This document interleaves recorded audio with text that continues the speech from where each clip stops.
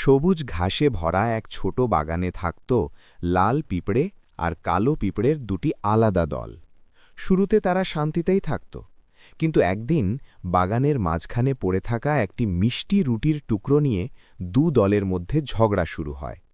লাল পিঁপড়ে বলল, এটা আমাদের এলাকা। কালো পিঁপড়ে বলল, না, আমরা আগে দেখেছি। কথা কাটাকাটি থেকে শুরু হলো ভয়ঙ্কর যুদ্ধ। শত শত পিঁপড়ে সারি বেঁধে একে অপরের ওপর ঝাঁপিয়ে পড়ল।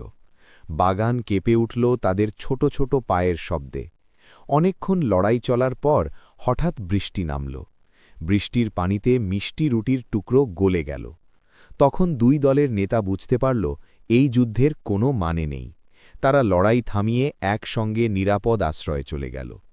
সেদিন থেকে লাল ও কালো পিঁপড়ে শিখল, লোভ আর অহংকার শুধু ক্ষতিই আনে, মিলেমিশে থাকলেই শান্তি।